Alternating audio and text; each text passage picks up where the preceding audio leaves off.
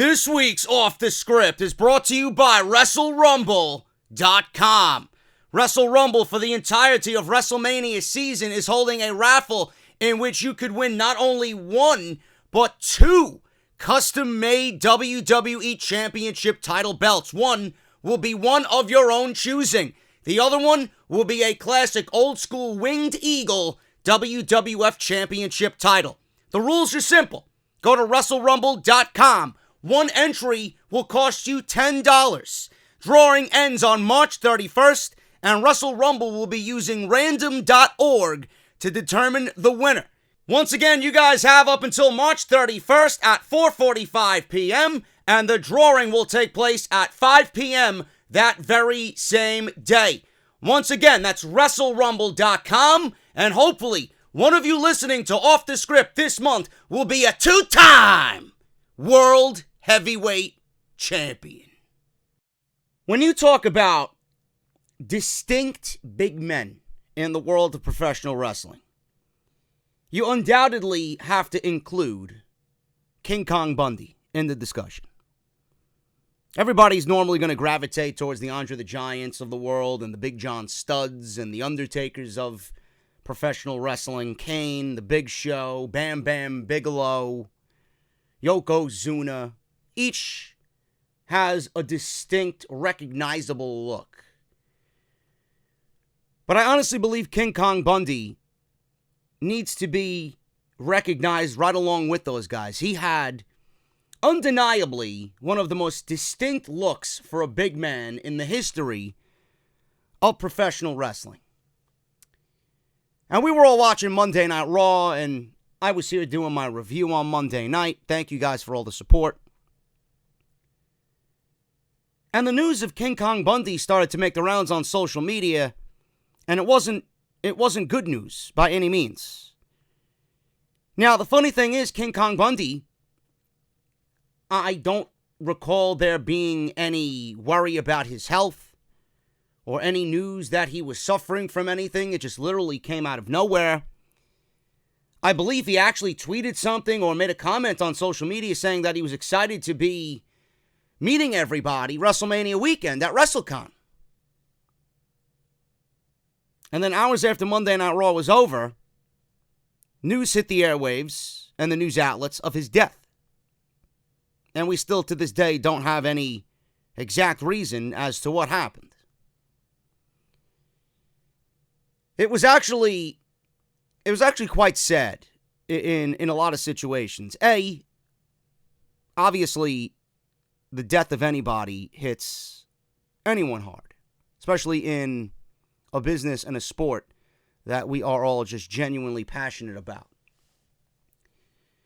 But it was sad because a lot of people were coming to social media and they didn't know who King Kong Bundy was, or they weren't familiar with who King Kong Bundy was as a character. Now, I'm not going to sit here and bullshit you guys. I wasn't all that familiar about King Kong Bundy either. I mean, I knew of who he was, and I knew what he had done back in the early days of WWF. I remember King Kong Bundy fondly from Married with Children. That's how I got my first taste of King Kong Bundy. Now, for some of my older listeners, you might be familiar with what King Kong Bundy did first and foremost in the ring when he was a professional wrestler. My dad and my family, in general, were just big fans of the Married with Children sitcom. Al Bundy and the Rhodes family. I don't know if this is legitimately true, but I seen some people tweet about it on social media that King Kong Bundy and Dusty Rhodes, they were influences over the creators of the Married with Children sitcom, and the last name Bundy and the last name Rhodes, the Rhodes family, Marcy and Steve, their last names, and the Bundy family, their last names were actually taken as influence from King Kong Bundy and Dusty Rhodes. And the rumor is that the creators of the show were huge wrestling fans. That's how I first found out about who King Kong Bundy was, as my dad told me that, oh, look, he's a professional wrestler. He was on Married with Children on 2 occasions. one episode called All in the Family, and then I believe a few years down the line, they brought him back as a professional wrestler. And I believe it was an episode where Bud Bundy dressed up as a bee, and he got squashed by King Kong Bundy. The All in the Family episode was, I have it right here in my notes, it was an episode that revolved around Al wanting to have a quiet weekend watching his favorite cowboy show, Hondo. I love Married with Children, man. And his 3-day weekend watching Hondo was ruined when Peggy's relatives come on into town and visit the Bundy house. And King Kong Bundy actually played, I believe, Peggy's uncle. He was Uncle Irwin. And it was just a complete mess. And Al went to go confide in both Marcy and Steve next door while they were trying to have a romantic evening away from everybody to themselves. That's how I first found out about King Kong Bundy. And I know that King Kong Bundy was actually billed from Atlantic City, which is crazy, man, because I used to live in Atlantic City.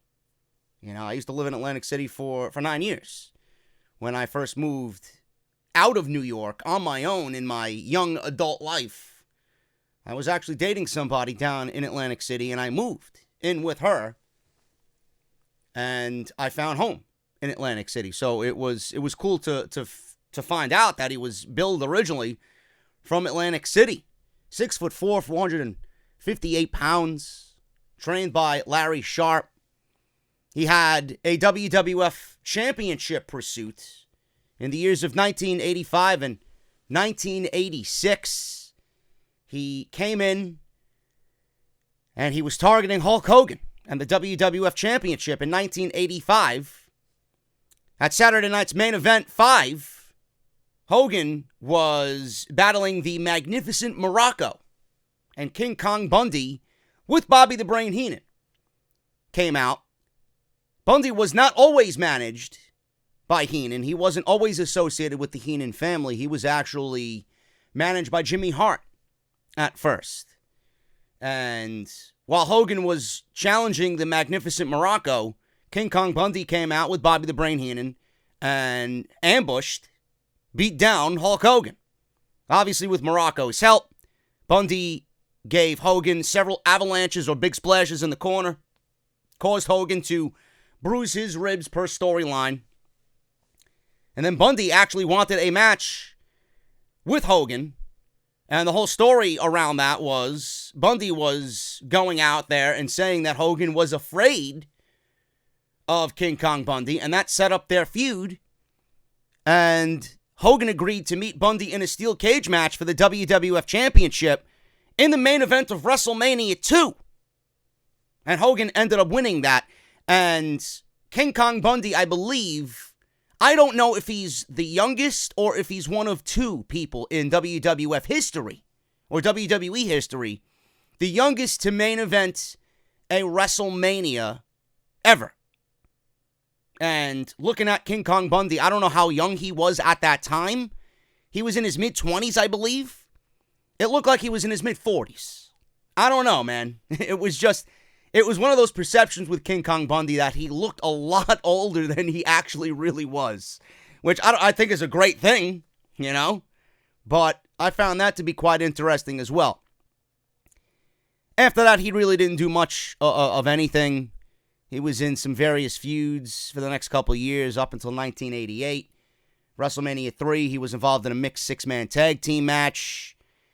He kind of retired in 1988, all the way up until 1994. WWF actually brought him back as part of Ted DiBiase's $1 Million Corporation.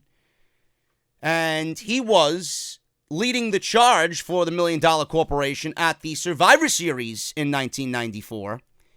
Where he teamed with Bam Bam Bigelow and the rest of DiBiase's corporation against Lex Luger's Guts and Glory team. Now, as we went into 1995, Bundy was actually favored to win the Royal Rumble That didn't go anywhere. He lasted 3 minutes in the Royal Rumble. He was eliminated by Mabel, and then they ended up giving him a match with The Undertaker at WrestleMania that year. WrestleMania 11, which was god-awful. One of The Undertaker's worst matches. The Undertaker, I don't know, man. In between that time, The Undertaker was given all these big men. Now, Bundy was better than who they were giving The Undertaker. Giant Gonzalez and fucking Kamala. You know, there was this thing with The Undertaker where they just gave him these generic fucking big guys who didn't know their elbow from their ass, and it just made The Undertaker just look terrible. Now, The Undertaker in himself was great.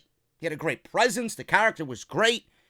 Everybody felt like The Undertaker was being held back by the WWE throwing these generic big men at him because Undertaker's a big guy, 6'11", and they felt like they had to throw these generic big guys in front of him. King Kong Bundy was at least a little bit more of, one of the more mobile ones that was in the ring with The Undertaker, but it still didn't result in a great match. And he was ultimately defeated by The Undertaker at WrestleMania 11, and then he was soon released in 1995, October, from the WWF. He was on the Indies from 1995 to 2007, and that was pretty much it, man. But I also found out this week that King Kong Bundy's not even in the he's not even in the WWF Hall of Fame, which is utterly ridiculous, if you ask me.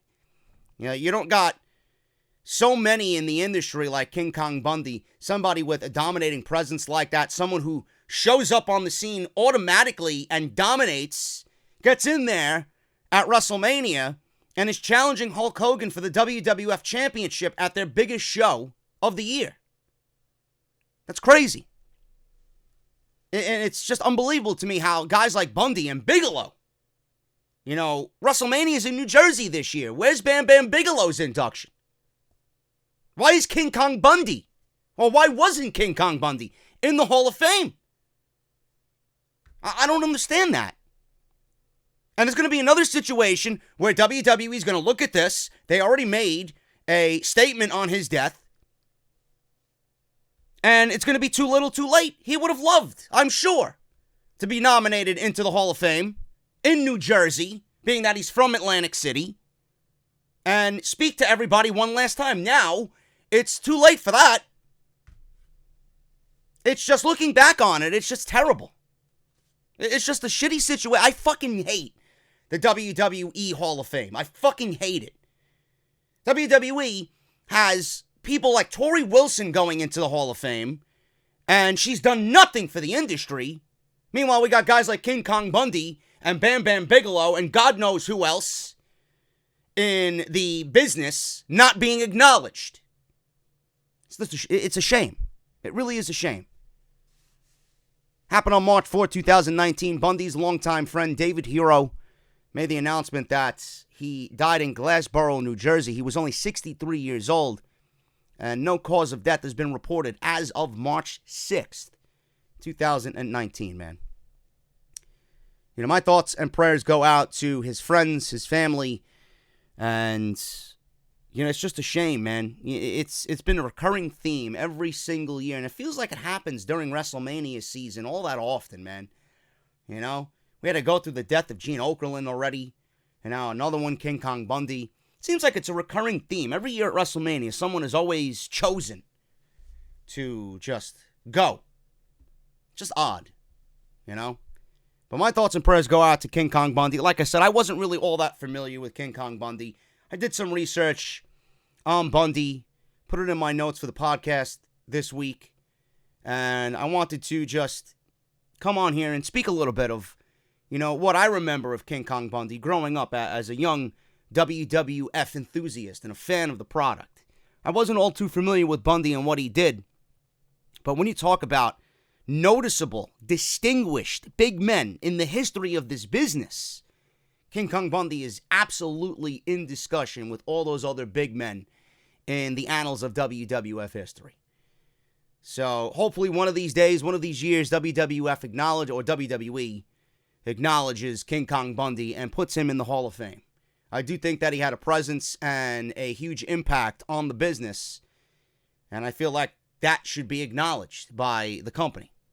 And like I said, my thoughts and prayers go out to Bundy, his friends, family, during this difficult time. And I just wanted to share some of my moments growing up as a fan with the character known as King Kong Bundy, man. So we are going to talk about WWE Fastlane. I don't know why I got this this thing that's going off in my head to just say WWF.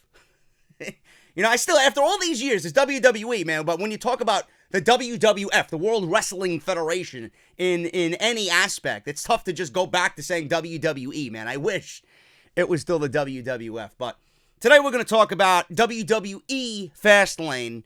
We're going to do the preview and the predictions. I don't really have a lot as far as news on the certain matches that are happening on Sunday, but we're going to do our best to cover it.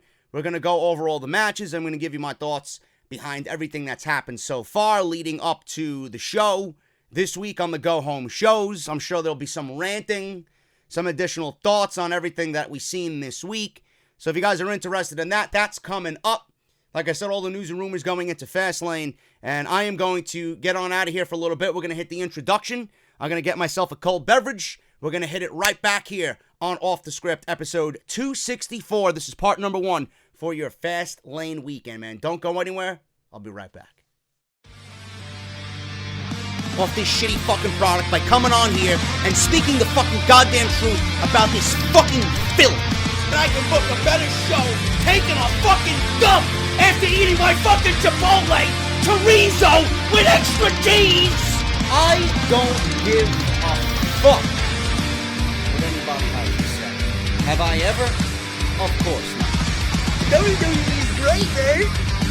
Fuck you, Japan, and Kenny Omega, Okada. Johnny! What is it, Vince? Can I suck your dick? What is it, Vince? And this is the #1 fucking podcast. Right here on YouTube.com.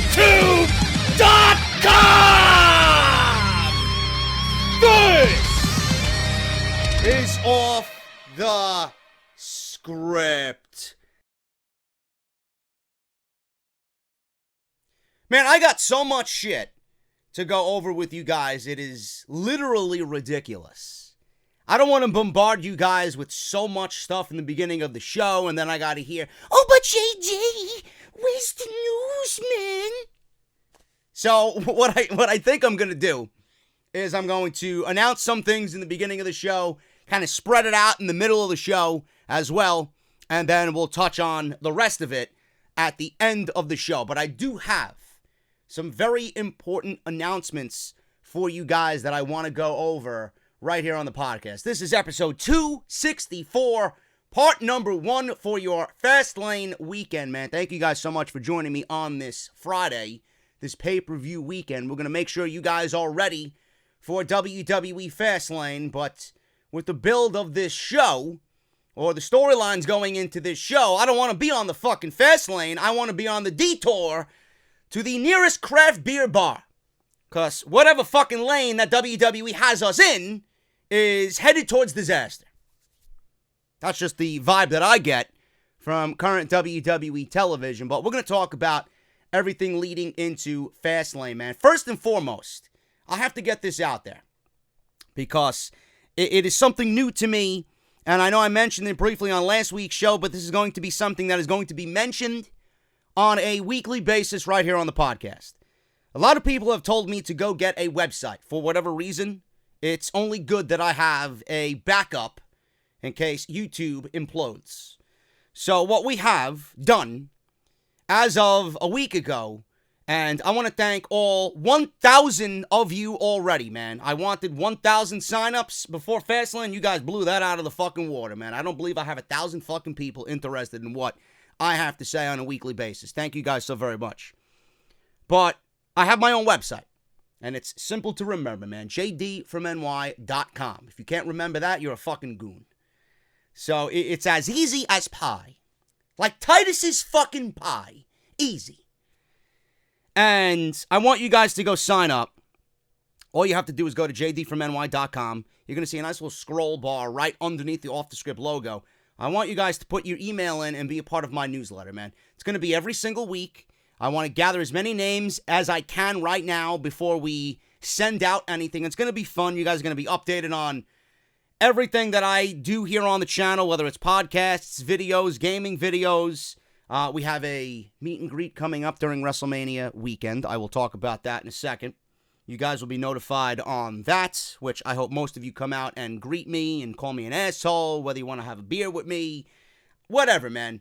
All the info is going to be in there. We're going to do Beer of the Week. We're going to do Goon of the Week. We're going to do Band of the Week, Song of the Week. You guys are going to be updated on all the content that hits the channel, and it's going to be great, man. I'm not going to bombard you with fucking emails every week. You're going to get one big email. You look it over.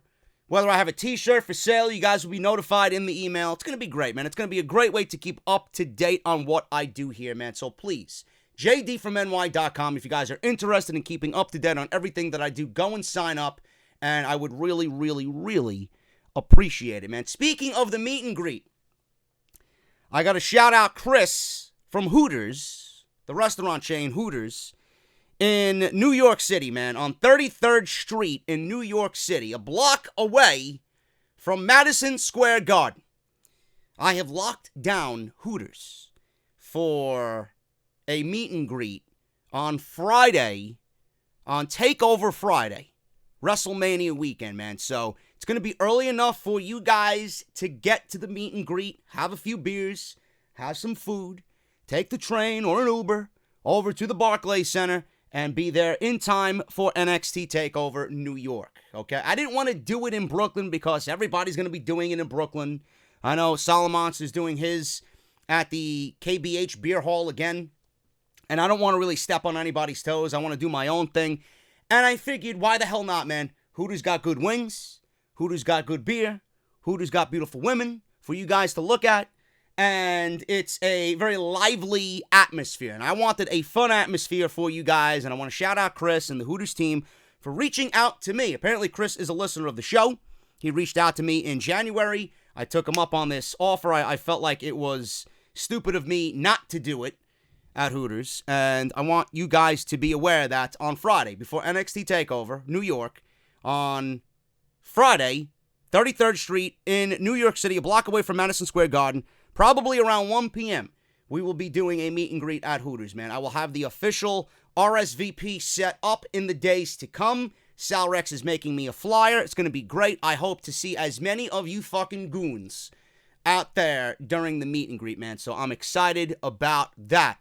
I'm still trying to nail down things for Las Vegas and Double or Nothing. I'm 50-50 right now. I do want to go out there, but the prices are fucking astronomical. I know they're doing Podcast Row. It is fucking ridiculous, the price of admission for Podcast Row. I don't know what I'm doing. I have no... Somebody's calling me. Please shut the fuck up. People call me at the worst fucking times, and it's these numbers, man. These numbers that I don't have in my phone. These cold calls, these fucking people trying to sell you shit. Go fuck yourself, man. Anyway. I want to go out to Vegas. I don't have tickets for Double or Nothing. StarCast is absolutely ridiculous in price. Podcast Row is ridiculous. I'm trying to get in touch with somebody as far as a media inquiry to go out there and just, document the entire weekend as media team. So I'm waiting on that, and I will let you guys know what's coming with that as well. So that is what I have nailed down as far as you meeting me and taking the podcast on the road, WrestleMania weekend, and in Las Vegas as well for Double or Nothing. News on both will be out very shortly, man. So keep your eyes and ears peeled for everything that is concerning my channel on here, the podcast, and on social media, man. Speaking of social media, follow me on social media at JD from NY206, both on Twitter and Instagram. Make sure you guys follow me on Instagram, man. I want to get my Instagram numbers up. And I feel like a lot of my audience has Instagram, so make sure you guys follow me on there as well. Twitter, I am always on. I'll be on Twitter all weekend with Fastlane, giving you my in-real-time thoughts on everything. Hit that subscribe button as well. Turn on that bell for all notifications. If you guys are new, you're going to get a notification that YouTube sends to you, and it's going to ask you if you guys want to be notified of all uploads. Yes. Obviously, yes. Make sure you guys hit that subscribe button. 107,000 strong here on the channel. Follow me on Twitch, man. I've been on Twitch several times this week, JD from New York, if you guys are into that video game thing, and I'm an absolute monster at Black Ops 4 and other games that I am trying to get into the swing of things with, specifically Apex Legends. I want to get better at that. I'm not some world-class pro, but I'm pretty decent at Apex Legends, man. We'll be streaming that a lot more in the weeks to come. So make sure you guys are following me where it is available on social media. If you guys want to follow me on Patreon, if you guys want to support the podcast through Patreon, patreon.com/JD206. Great way to support the show, man, and I would greatly, greatly appreciate if you guys support me on that. Patreon, you guys get the early access. You guys get the audio feeds of Raw, SmackDown, and NXT. That is not anywhere else, only on Patreon, man. So thank you guys so very much for all your support on patreon.com. I want to shout out the fine people who are in charge of Mania Crawl, man. They reached out to me last week, and I want to talk about what they're doing Mania weekend. Now, this is their 6th year doing this, and it's all for a great cause. I want to give you guys the update on this. If you go to maniacrawl.com, you can see what they're all about. You could see pictures. You could see how great of a time it is during WrestleMania weekend. Mania Crawl is actually an annual event that brings all the biggest pro wrestling fans of the year together during the biggest wrestling show, wrestling weekend of the year. You guys are going to go through a huge bar crawl. It's one jaw-dropping, elbow-raising, trail-blazing bar crawl.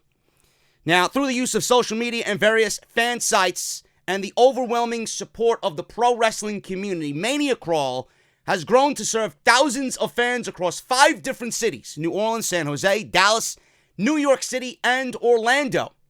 This event is 100% free for the fans, by the fans, where the goal of this Mania Crawl is to raise money for Connor's Cure and the Children's Hospital. This year, the event will be held in New Jersey, and they hope to see you all there. So make sure you guys visit maniacrawl.com. All of their social media will be found on their website, and you guys can see pictures. You could buy a shirt in support of Mania Crawl. All proceeds go to Connor's Cure and the Children's Hospital, and I wanted to give them a shout out for reaching out to me, and this is a great cause, man. So if you guys are going to be in New Jersey for WrestleMania, what better way to celebrate the biggest wrestling weekend of the year by having some good drinks, some new people that you might come in contact with, make some new friends, and it's all for a great cause, man, with Connor's Cure and the Children's Hospital. So make sure you guys visit maniacrawl.com and tell them that JD and Off the Script sent you over there. Give them a follow also on Instagram and Twitter while you're on maniacrawl.com. All right, man, that's it for now. We'll hit the rest of the stuff later on in the show. Let's talk about some pro wrestling right here on Off the Script. Off the Script presents your Fastlane preview and predictions. I don't know about this pay-per-view, man. I'm not excited about anything that's happening on this show. In fact, my interest in this show went right down the fucking toilet when Rey Mysterio versus Andrade Cien Almas was announced for the pre-show of Fastlane. And I sit here and I wonder, well, we got Roman Reigns and The Shield getting back together. Nobody gives a fuck about that. We got Nia Jax and Tamina competing for the WWE Women's Tag Team Championships. They've done absolutely nothing to get that position or a spot at the championships. And they're in a major program. And here we are with Andrade Cien Almas and Rey Mysterio on the fucking pre-show of Fastlane. I don't know who is okay with that creative decision. I think somebody in WWE needs a swift slap across the fucking face for that decision. Meanwhile, here they are putting on Match of the Year candidates on Smackdown Live, and they are now a pre-show match that will be seen in front of a half-empty arena. I don't know who the fuck is interested in seeing those guys in a half-empty arena when we were all in the same boat with both of these guys opening WrestleMania for the United States Championship. We're going to talk about this, man. I'm not done ranting about this shit. I don't know what the reason is behind that, but that is not the biggest thing that's happening on Sunday night. Fastlane is coming to you from Cleveland, and this card is very, very underwhelming, to say the least. But it's Vince McMahon. Vince McMahon don't know what the fuck he wants to do. Apparently Vince McMahon is causing problems in the personal lives of WWE creative. He is causing problems in the personal lives of WWE creative team members over Fastlane? Why is Fastlane even a thing? You know, I'm going to be completely honest with you. Fastlane is irrelevant. Fastlane is not needed. Fastlane is just another way for WWE to gain network subscribers. If they did what was right for the actual fucking TV product, Fastlane wouldn't even be a thing.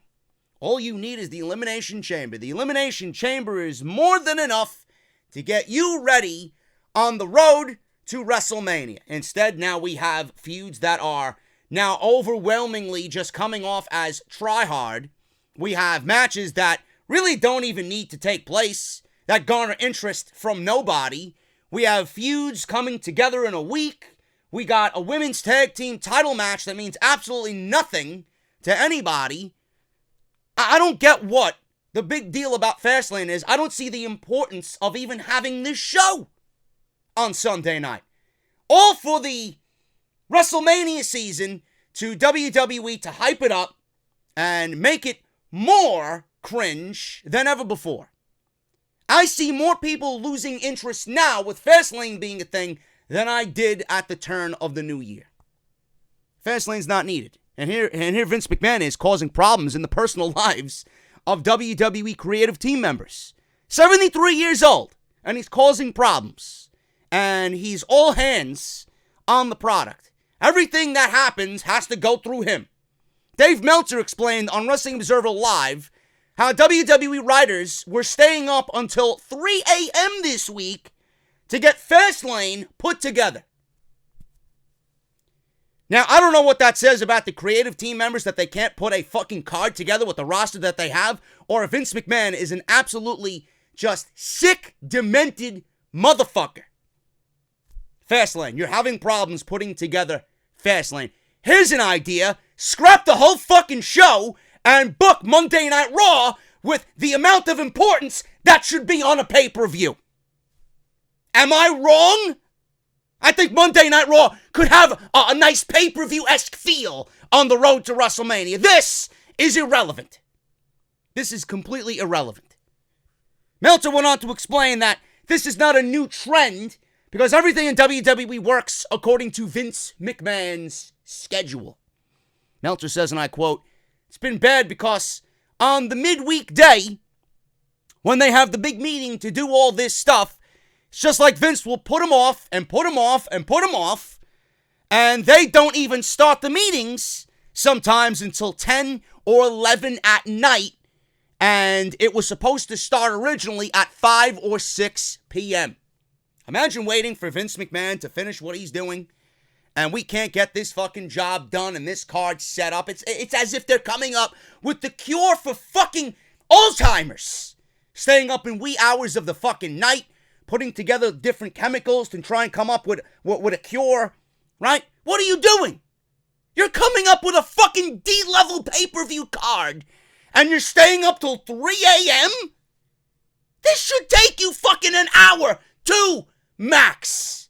And Vince McMahon, what is he doing? What is he doing that's so important? What is he doing that he can't just give priority to someone else on the fucking creative team, that you have to wait for him to come up with a Fastlane card? Does he need to be there? Really? Does he need to oversee the fucking Fastlane card and how it's put together? You motherfucker, man. This does not make any fucking sense whatsoever. Seriously. If you're the owner of a business, I used to work, everybody knows my story, I used to work for Starbucks. The owner of the store, which was a family-owned operation, We never seen him. We could go 2, 3, 4 months without seeing this motherfucker come on into the store. This is why you hire general and assistant managers to oversee the operation. Vince, all he has to do, there are things known as Skype and Discord and video conference calls. You don't need to be in the creative meeting with these fucking people. Why can't you oversee whatever these guys do from afar? You got 30 fucking people operating with one fucking brain. I don't understand it. It's not that big of a deal. It's fucking Fastlane. Yeah, I'm sure it took a lot of fucking effort and thought to let's put the Shield back together. Let's put them against Bobby Lashley, Baron Corbin, and Drew McIntyre. The Shield is put together for this. They're known as the Hounds of Justice. What justice are you bringing us by being in a match with these three guys? There's no justice. In fact, it's an injustice that this fucking match is happening. Again! Another reunion! Again! It's an injustice. Doesn't take a fucking rocket scientist to put that match together. Meltzer goes on to say, they just sit there and wait. They sit there and wait for Vince to finish whatever he's doing. They start at 10, and it's been real regular that it ends after 3. And for most people, it's probably a negative doing all that work. Work that you're doing that will ultimately go in the trash bin. Because Vince is going to do whatever the fuck he wants anyway. Number one, you just want to get it over with. The other one is you're so fucking tired that you're not at your best. This is why Monday Night Raw suffers every week. I got people telling me that Monday Night Raw was fire on Monday night. What show did you watch? What show did you watch? That show was fucking insufferable. Just like it is every fucking week. If you like a show with logic gap after logic gap after logic gap, then Monday Night Raw is your fucking cup of coffee. And I love coffee. I want nothing. So that's probably the reasons Raw is bad. It's like me and Meltzer are on the same wavelength. It's probably the reason why Raw is bad. It's probably a very small reason, but when you're adding up the reasons, it's another reason. It's a reason why a lot of people have, fallen by the wayside on the creative end. Because a normal person, you're supposed to start at 6, and you have to wait another 4 hours, and you're out there until 3:30 a.m., depending on the day of the week, and you have these 3:30 a.m. weeks that just add up. It's like it's a pretty tough job in that sense. It's a tough job to have while at the same time leading a normal life. Hey honey, can you come to bed? Why are you home so late? Are you cheating on me? No, honey, Vince McMahon's a demented old fuck. He signs my paycheck. I gotta keep a roof over your fucking head. Shut your fucking mouth and let me deal with this fucking demented fuck's mind that's just not in sync with the product today. That's all Vince McMahon does. He's ruining marriages all over the fucking land because he don't know what the fuck he wants to do for fucking Fastlane. WWE works at Vince McMahon's direction. There's your fucking key problem right there. So it's pretty hard to write a show when he isn't around. Really? Really? It's difficult to write a show when Vince McMahon isn't around. Why don't you fucking cut this shit? If Vince isn't there, you might see the stocks plummet for a couple of weeks. But when someone else is taking over the television product and booking the show the way it's supposed to be booked, I don't see the big deal. Vince McMahon clearly isn't doing a sufficient enough job to give me quality television, or you quality television, on a weekly basis. The man is out of touch. The man clearly doesn't have the capabilities to book a wrestling show anymore. Clearly. I don't see how this is a difficult task. This is something that could be delegated to somebody else. You hire all these fucking people, right? Why don't you give them the fucking job of getting the show together? And you will be presented with what they come up with, and you change it as you see fit. Knowing Vince McMahon, he'll fucking crumble up the whole thing and rewrite the whole fucking card. Day of. So, Vince works at his own direction. It's pretty hard to write a show when he isn't around. Because if Vince McMahon doesn't like something that you worked on for hours to put together, he will change it. This has to be a bit frustrating. It also makes it pretty impossible to have a personal life apart from the company when you never know how long you will be forced to sit around and wait for Vince to show up. So if you are growing upset as a viewer, just imagine what it's like for these fucking people to wait for Vince McMahon for 4 or 5 hours to actually start a creative process. And you want to know why Monday Night Raw is one of the worst fucking programs on a weekly basis that you could possibly ever endure. Awful. That was the only news that I had outside of Fastlane. It pertains to Fastlane, so let's get into the fucking card. Becky Lynch versus Charlotte Flair. Now, I made a mention of this, and I have to repeat it because I find no better analogy than the one that I gave on Monday and then again on Tuesday. First of all, WWE is blurring the lines between brand split. Clearly, there is no brand split. Clearly, there is nothing that makes up these shows that they are separate. And I don't like that fact. I guess WWE just doesn't fucking care. What happens on Raw happens on Smackdown. Why is there even a brand split? We're seeing Becky and Charlotte on Raw. We should not be seeing them again on Tuesday night if it is not necessary. The more you expose people to a certain something, it is not going to be looked at as must-see anymore. If I have pizza 7 days out of the fucking week, I don't want pizza anymore for a very long time. You gotta mix up your dinners. You got pizza one week, you got hamburgers the next, you got tacos on one night, maybe you make chicken or steak or fish, maybe you go get some fast food, because you don't want to cook. Maybe you have something healthy, maybe just a garden salad with some fucking blackened chicken, right? You gotta mix it up. If you're having the same fucking thing for dinner every week, you're not gonna be in a good mood. You're not gonna want it anymore. If I sat at a bar and drank the same beer over and over and over again, I would get pretty fucking bored. It's in human nature, it's human instinct to go out there and try something new. Why is WWE presenting us a product that is completely careless as far as the brand split goes? And why are you overexposing Ronda Rousey and Becky Lynch and Charlotte Flair in this situation when the entire storyline sells its fucking self? You do too much. Nobody's gonna fucking care. And if they do care, they're going to say something at least negative about the product. I'm hearing more and more as the weeks go on. This is cringe. Why are they doing this? Why is there so much Becky? Why is there so much Ronda? Why is there so much Charlotte? Why are they on TV? Back-to-back days. Back-to-back weeks. Again. I don't understand who's calling me. Shut the fuck up, man. I'm ranting. Unbelievable. They are taking their pasta sauce and they are pretty much over-seasoning it. They're taking their pasta water and they're over-salting it. Seriously. We are the executive chefs. You go to a fucking steakhouse and you spend $80, $90 on a fucking steak. You're going to sit there and you're going to get the waitress to deliver you your fucking steak with some sweet potatoes, some asparagus, right? You got some nice fucking freshly baked rolls, nicely buttered.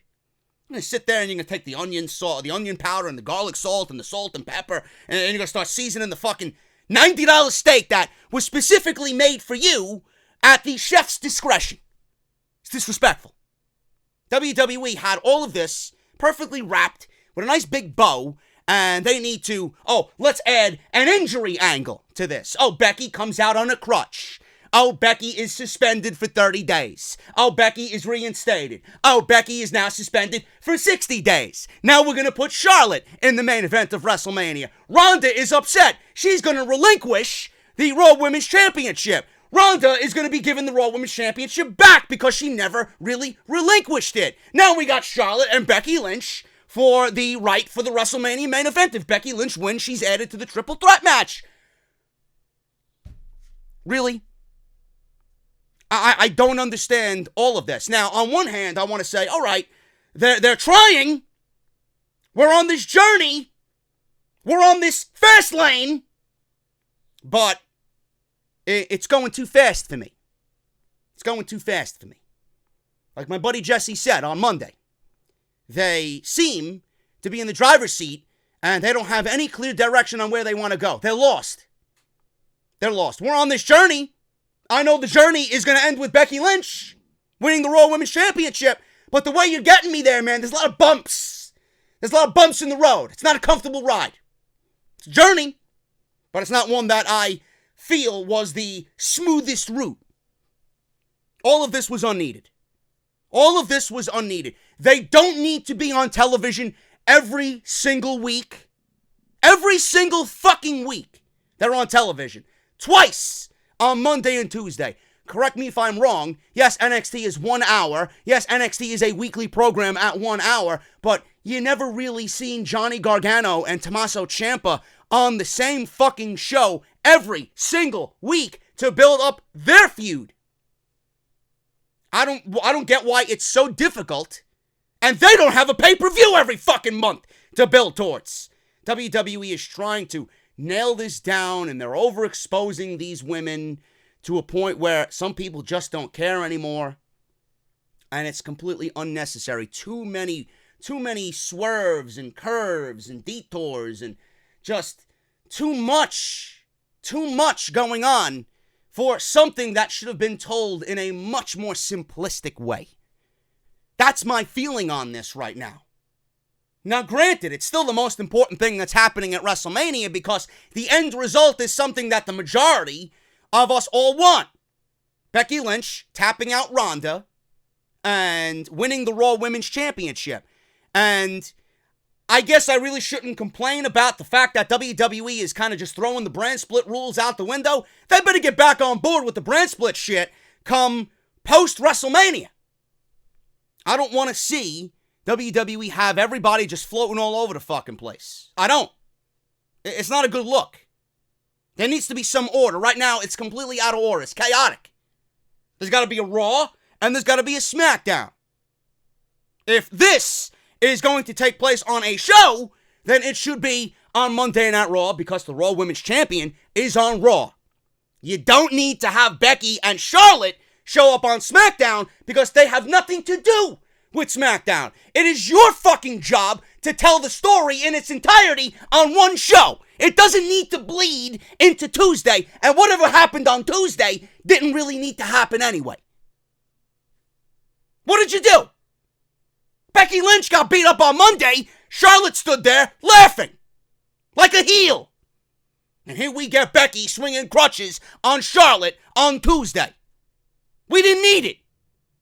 She's already in a come from behind state. Let her come from behind and overcome the odds. Jesus Christ, man. Why? Why are they doing so much? Why?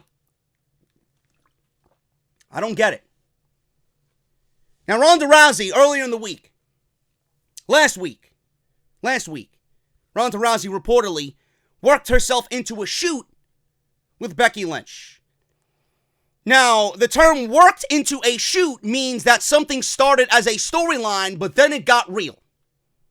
This happened in the past, and Diva Dirt reports that this went down with Ronda Rousey as well. Sources within WWE are close to Diva Dirt, or sources in the company who are close with the people who run the Diva Dirt Twitter account, have learned Ronda Rousey is legitimately pissed off at Lynch following the social media feud. It seems the two women have worked themselves into a shoot. Now, it was previously reported that Ronda Rousey is growing frustrated right now, and some of this could be explained by legitimate anger towards Becky Lynch. The two fired some big shots at each other on social media, and it was said that WWE wasn't thrilled about the way that they went about communicating in such an open forum. This certainly makes WrestleMania all the more interesting. First of all, I don't think Becky Lynch is legitimately angry towards Becky Lynch. I mean, I'm sure the women are on friendly terms here, being that they are in a major program together. Now, a lot of people have differing opinions on Ronda Rousey and what happened on social media. I mean, it has its good and it has its bad. Now, the bad is obviously breaking kayfabe the way that they did, throwing the word fake around and using people's real names. But I guess, what difference does it fucking make when you got Triple H coming out on Monday Night Raw, giving Ric Flair his props, and he's adding the death of Reed, or what was it, David? Well, Ric Flair's son, whoever. The death of Ric Flair's son. He's calling Ric Flair by his real name. It's Richard Fleer. Triple H is breaking kayfabe and says, you're not talking to the Triple H character. This is not the game. You're talking to the man, without actually mentioning his name, Paul Levesque. So, if WWE's upset about what happened on social media, about blurring the fucking lines, just look at themselves. They're doing it themselves with Triple H. How is it okay there, but it's not okay with Ronda Rousey, when Ronda Rousey needs to be more like the Ronda Rousey we've seen on social media? I don't really understand the logic. Now, yes, I don't like the word fake being thrown around when talking about pro wrestling, because nothing about it is fake. It's predetermined. Okay? Obviously, what they do in the ring is an art form. Nothing about them being slammed is fake. Okay? So cut the shit. I don't want to hear people's real names being thrown out in a feud. Now, under some pretenses, yes, real life, whether it's a contract situation or just something that happened in real life, it makes sometimes the feud overall a lot more enjoyable, and a lot more investment from the fans aspect could be garnered. The CM Punk situation is clearly the number one thing. His contract was coming up. They turned it into a real-life storyline. This is what I wish they would do with Dean Ambrose. The Jeff Hardy, or not the Jeff Hardy thing, it could be, attributed to his, they bring Jeff Hardy's alcoholism and his demons into a storyline. That could be great. They didn't really go anywhere with that with Samoa Joe. But Matt Hardy, and the whole Lita and Edge situation, that was really brought into a storyline. That made it really great. I thought it was very physical, and I thought it was just a great aspect. They turned the negative into a positive. Things like that. I like when real-life situations are brought into storyline that we see on television. And it should have just been kept with the Dave Bautista situation, that they were ignoring him, and that's all they needed to do. And Ronda Rousey needs to come off as a fighter. Yes, it could have been worded a little bit differently. But this is the Ronda Rousey that we need to see. This is the Ronda we need to see. And the Ronda that we got on Monday Night Raw is the Ronda that I hope we continue to see. Ronda is not a ratings draw for all the fucking idiots out there. Ronda is not a ratings draw. Nobody's watching Raw for Ronda Rousey. Clearly, with the ratings that we've seen on Raw this week. It started at a 3, and then it went all the way down to a 2.3 or 2.4 in hour 3. Clearly, Ronda Rousey is not gaining viewers on Monday night. So what difference is it if she's a heel or a babyface? This should have been Ronda Rousey from the get-go.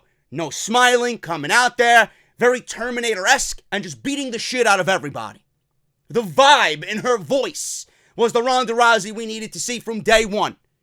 WWE hopefully has done the right thing here with Ronda Rousey, and we see this Ronda from the get-go. Moving on. So, the term worked into a shoot, I don't think there was a shoot. I honestly think this was supposed to be, and it came off that way. But Ronda, I don't think is legitimately upset at anybody. Maybe she's legitimately frustrated just a little bit with WWE Creative, just like we are, because they're doing too much. The story was already told. So if there's any frustration coming from Ronda Rousey, if there is, it's probably coming from that. I think WWE's doing too much, and Ronda even understands that. But this is the Ronda Rousey we need to see. This is the Becky Lynch that we need to see. And you know what? Nobody seems to be talking about the fact that they single-handedly booked this match and made this exciting on their own, away from what WWE is doing. What WWE is doing is they're oversaturating the entire program. What Ronda and Becky did sold the fucking match. And you know what else they did? They showed you once again that Charlotte Flair is a third wheel, and Charlotte Flair is not even needed. Charlotte Flair is simply, just based off what they did, Charlotte Flair is just there because she's Charlotte Flair. That fucking sucks. If you're Charlotte Flair, that fucking sucks. Knowing that you aren't really all that much needed in this storyline. Now, Ronda Rousey, like I said, is growing legitimately frustrated with the WWE. She got into the WWE because this is something that she wanted to do, and now the travel and creative is weighing on her. Therefore, a hiatus from the company is even more plausible now than ever. WWE likes to have their superstars take part in social media feuds that they can't display on television, or can display in some sense on television. Therefore, Rousey using the terms fake, saying that Becky Lynch's armbar makes it look like she's holding a male genitalia, and then straight up saying that she will beat the living shit out of her upon their next meeting, which happened on Monday, didn't sit too well with the company. But look at all the eyeballs you got on this. Somewhere WWE has to be thinking, man, this was good. Yeah, but we're going to be pissed. This was great, but you shouldn't really be talking about that. I am so mad at you. Give me a fucking break. You can't have these women just suppressed. It's a fucking fight. This is a fight. It's a blood feud. It's got to be some fucking sense of intensity and anger. You could have went into it a little bit differently with the wording, but what they did, the overall grand scheme of it, the whole nature of it was right. It was just the execution was just a little bit off. Now, it was neither confirmed or denied that WWE sent Rousey and Lynch a message to tone down their social media exchanges. It is very interesting to note that their online feud had de-escalated very quickly after reports broke out that WWE wasn't too thrilled about the verbiage they were using on social media. Now, Ronda Rousey turning heel. Dave Scherer noted on PW Insider that WWE's plan is to actually turn Ronda Rousey heel. Therefore, her going in on social media was a way to transition her into a heel persona. It's part of the story that they're telling on television. He says, from what I've been hearing, it's part of the evolution of Ronda's character. As they know, she will be the heel to Becky's face. So this is exactly the right time for this to happen. Everybody was thinking, well, Ronda Rousey turning heel, we won't know until we see the continuation of this going on. Yeah, it did come off that way. It was very heel-like tactic by Ronda Rousey, but WWE, it would be WWE's best interest, or in WWE's best interest, to keep Ronda this way. And you got to really think about what's going on with the horsewomen too in NXT. Shayna, Marina, and Jessamine Duke, they are heels. How stupid does it look when they are associated with Ronda doing a completely different thing in NXT, and Ronda's smiling and waving and coming out and doing all this bullshit. Ronda should be right there with Shayna, being a bad-ass bitch. Simple. I think this is great. And this was going to end up being the way anyway, so why not? What they did with Ronda Rousey should have been done with Roman Reigns years ago. She said exactly what Roman Reigns needed to say. I come to my hometown in Los Angeles and you boo me?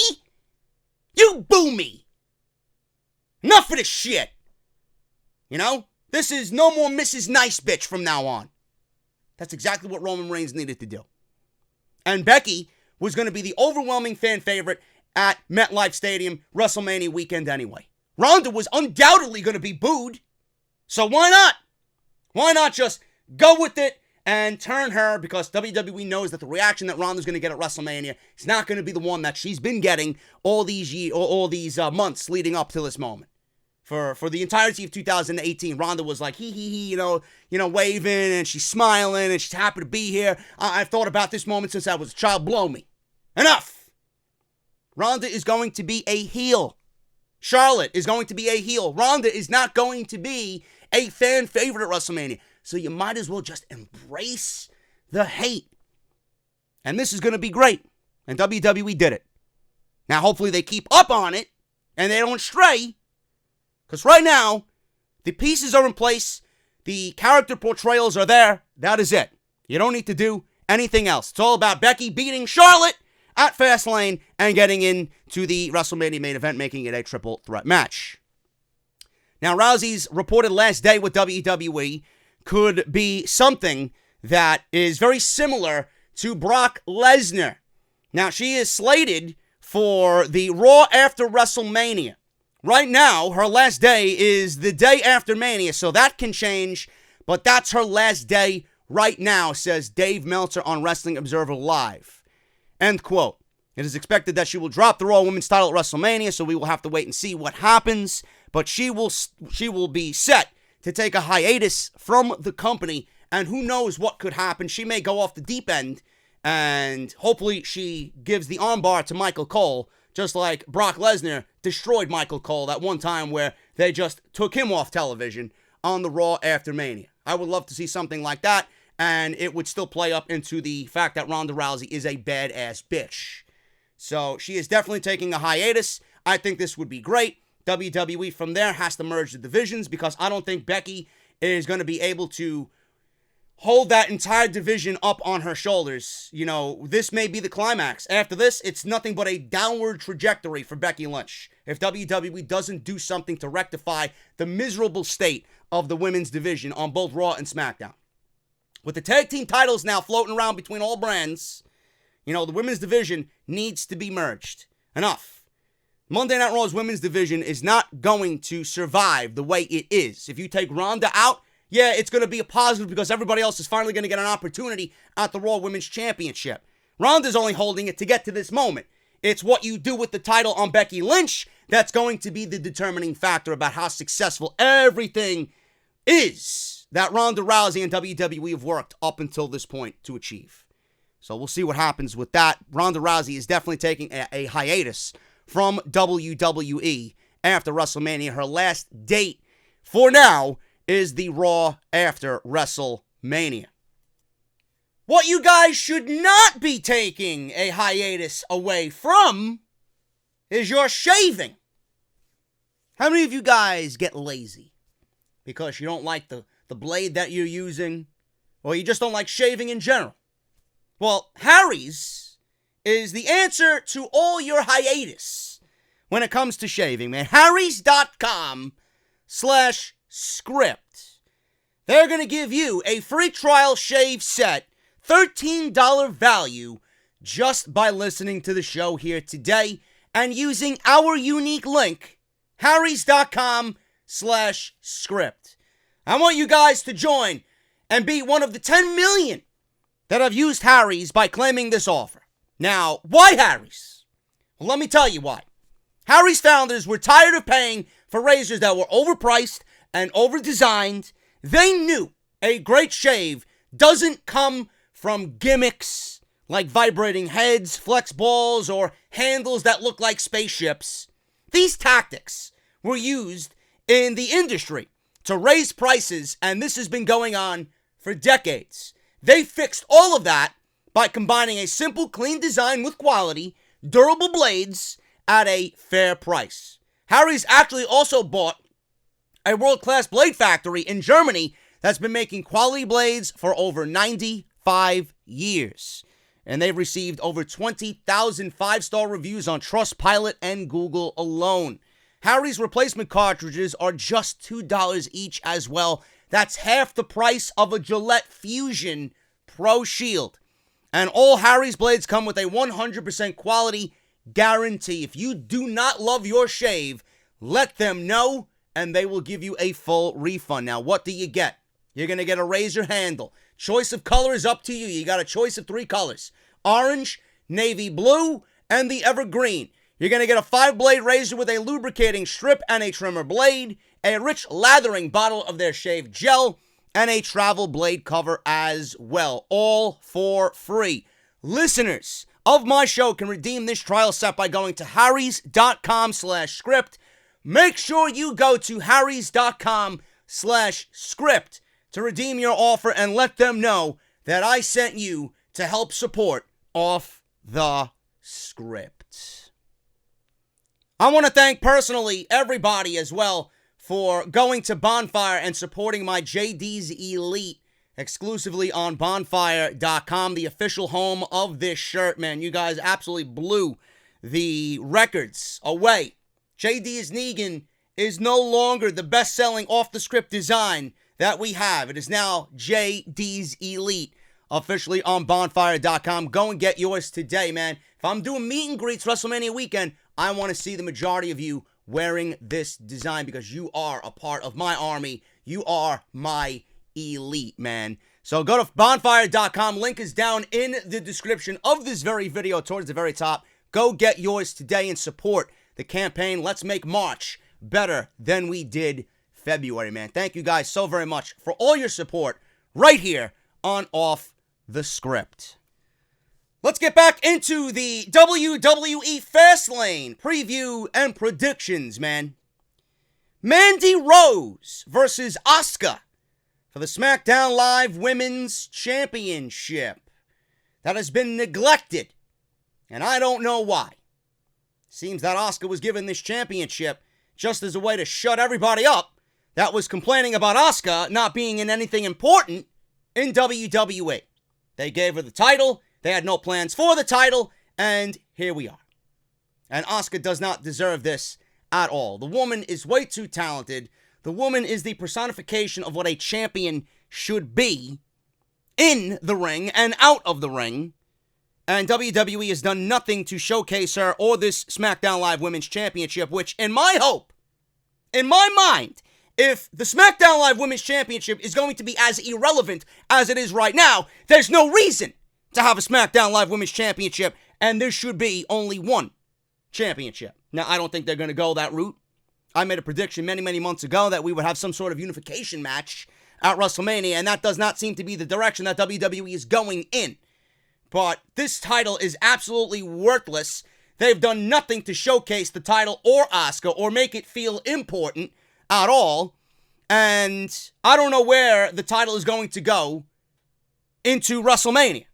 I don't know what they're going to do with it. I don't know what they have planned for Asuka. As far as I see it, Asuka is the champion, and WWE has their new flavor of the month. And whomever Asuka is going to wrestle at WrestleMania will be the new women's champion, whether that's Mandy Rose or Lacey Evans or a mixture of the two in a triple threat match. I don't know.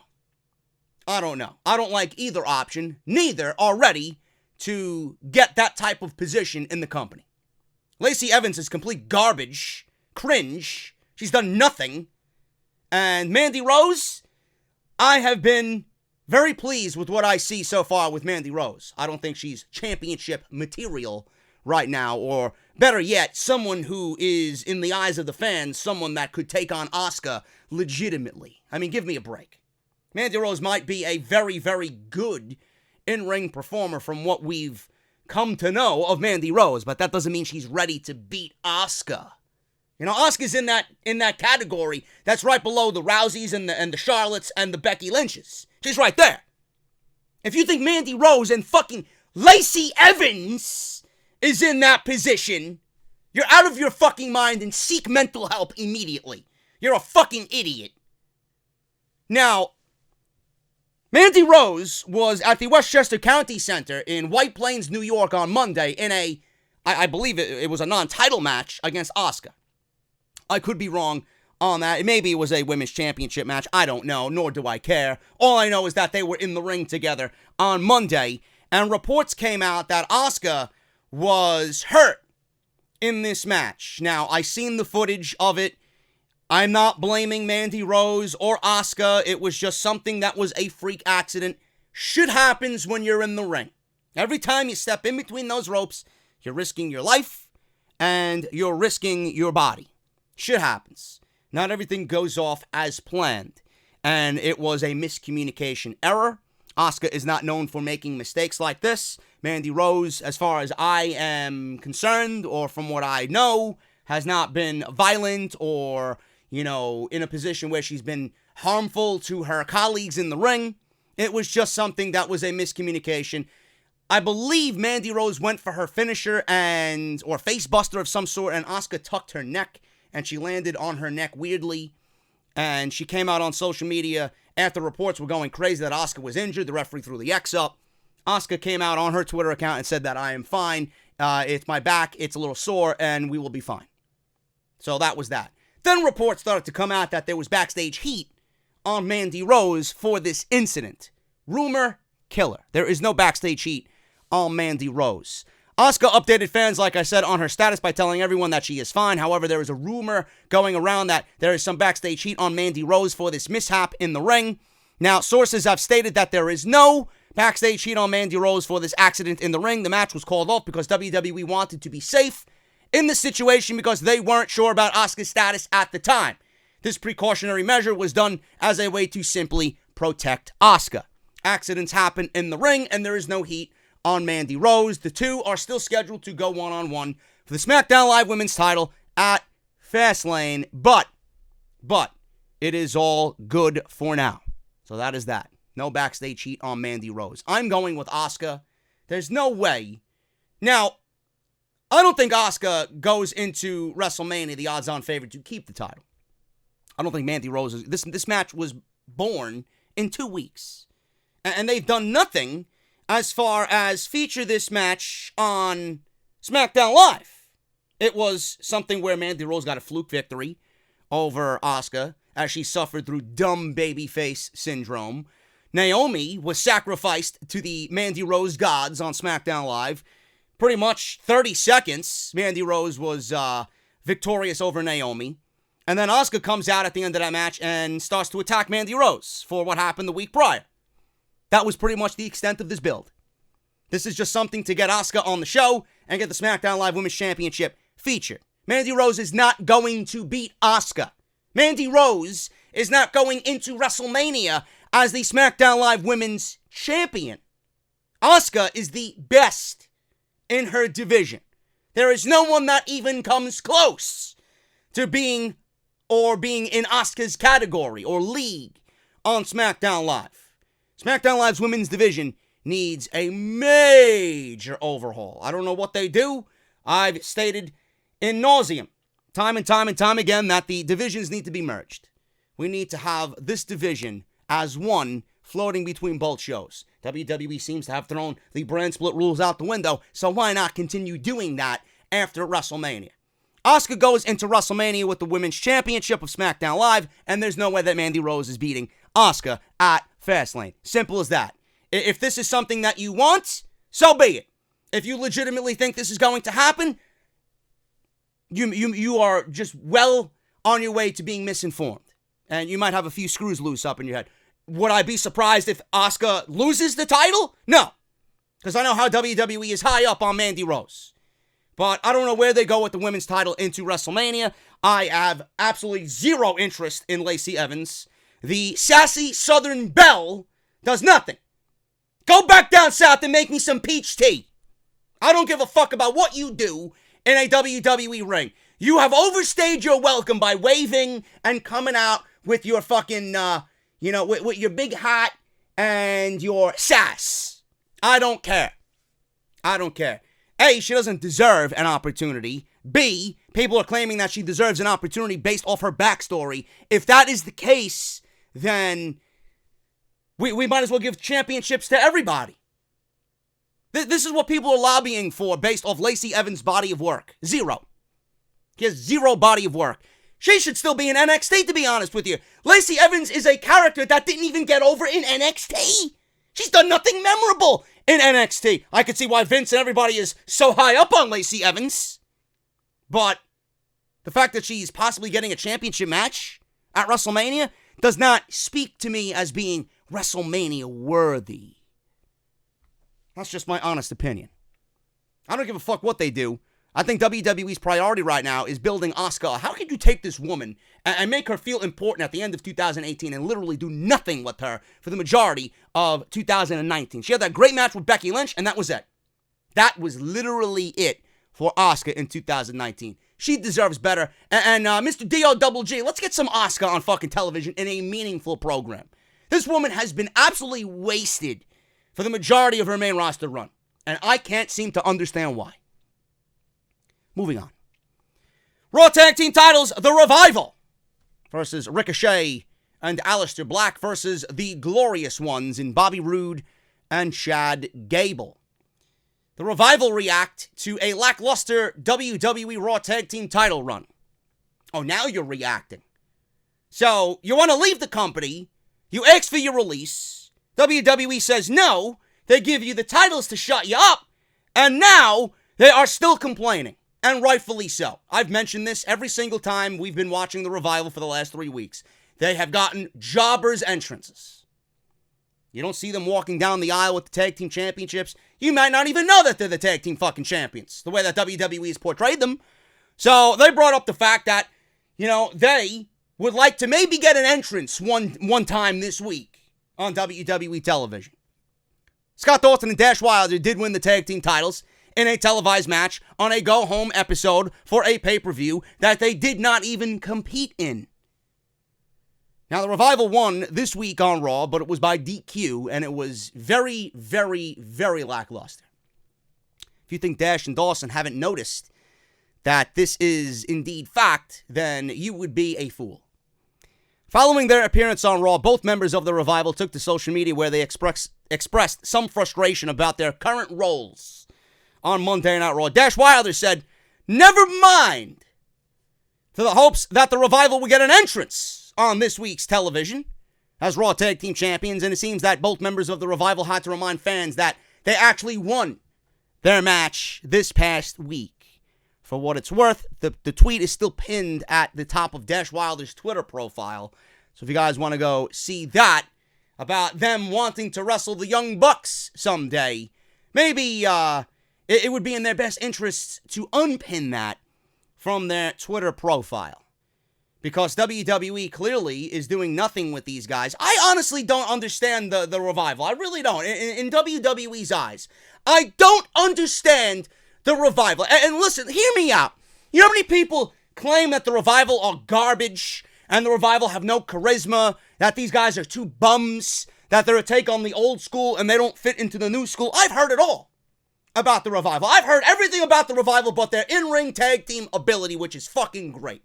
Okay? Number one, I went to a WWE house show in Atlantic City at the Hard Rock Casino to go watch a Raw fucking house show. I had a migraine. I felt like shit. But I realized what happened on the show. At the end of the show, the best match was with these guys right here.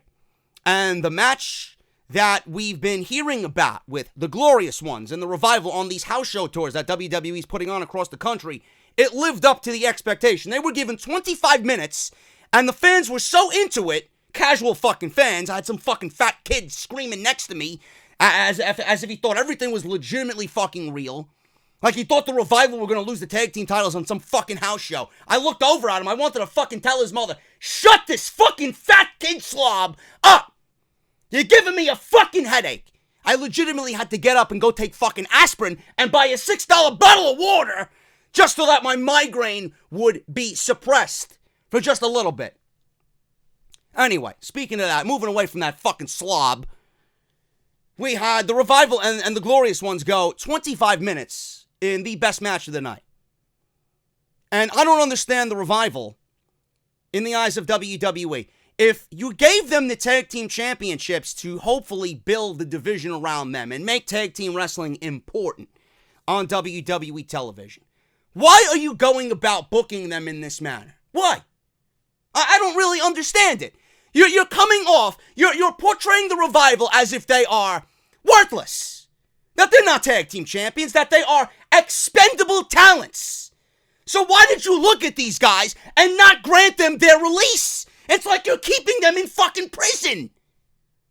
If you're not going to use these guys to the best of their ability, then why are you paying them and why are you employing them? You are absolutely fucking demoralizing these guys, and you have absolutely no vision or plan to do anything with them. Why? Why didn't you just grant them their release?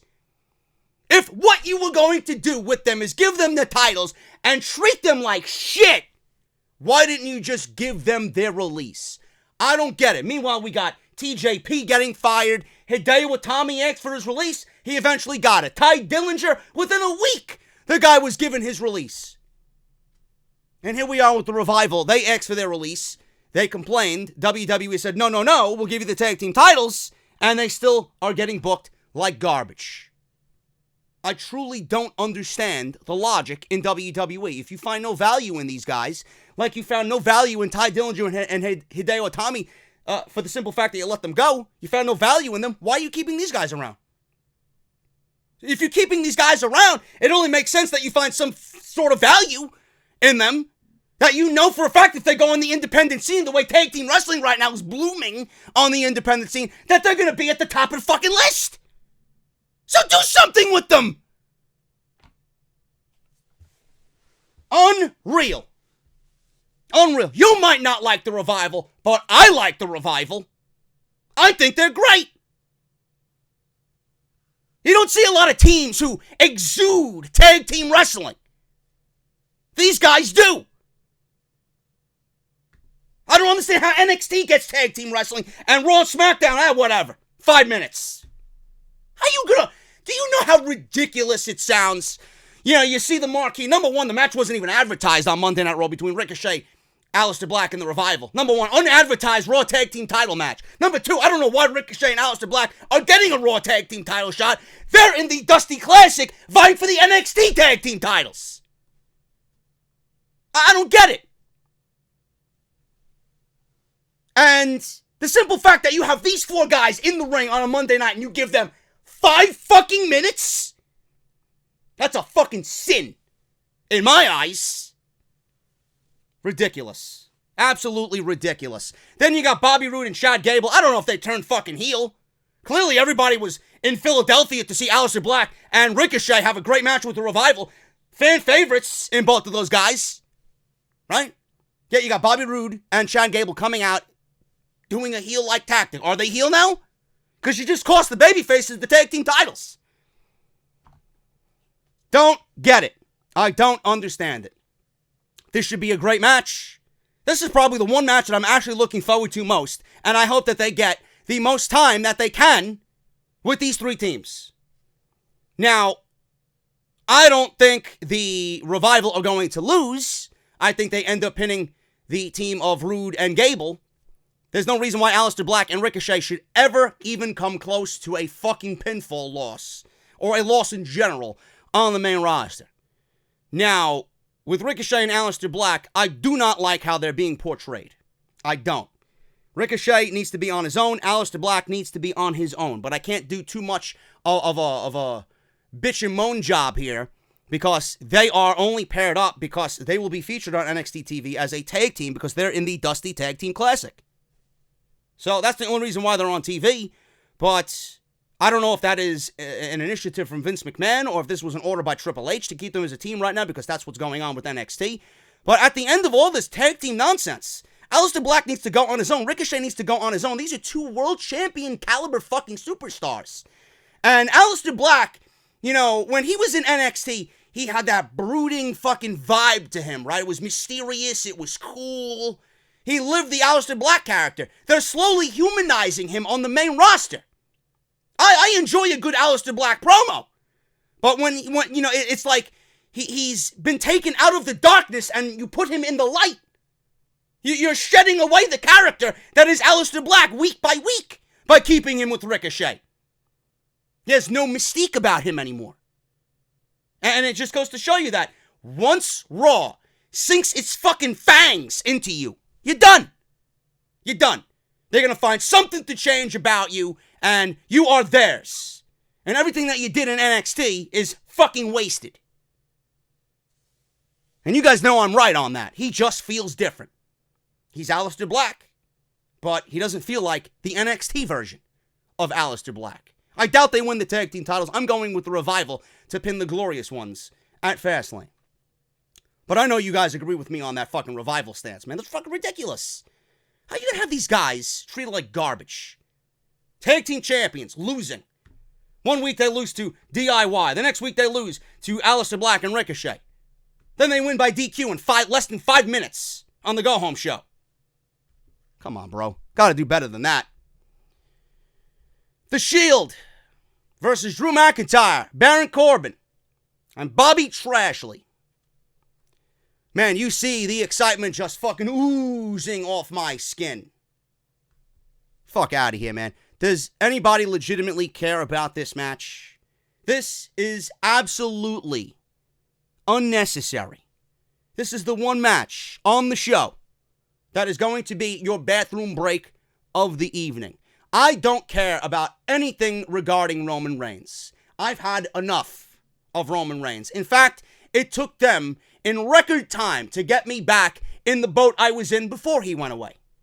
2 weeks. I am done with Roman Reigns. The guy is not interesting. The guy is not a ratings draw. The guy is a fucking momentum killer. The guy is a vibe killer. The guy just sucks. The guy is absolutely a charisma vacuum in the same vein as Bobby Lashley. He does absolutely nothing for me. His character is boring. I don't give a fuck about Joe Anoa'i. Great, he's healthy, he's healed, he's cancer-free, he's in remission. Fine. But the character that he plays is one of the most nauseating aspects that I've ever seen in my 33 years watching this product. He is awful. And WWE only use this because they have nothing else to do. WWE embellished his leukemia.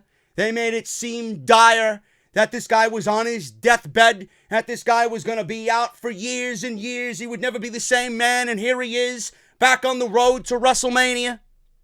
They got cameras following him around, documenting his leukemia. He absolutely went over everything that was the leukemia in a WWE Chronicle video package or a documentary on WWE Network. They're using all of this to push it onto the masses. WWE is exploiting this and making it seem like it was the worst of the worst, all to get some kickback in revenue on t-shirts, to shove him down our throat, and to put the Shield back together at the interest of nobody. So we got the Shield back together because Roman Reigns can't bear to go on with another day of his life without having his brothers. Tomorrow is not guaranteed. Spare me.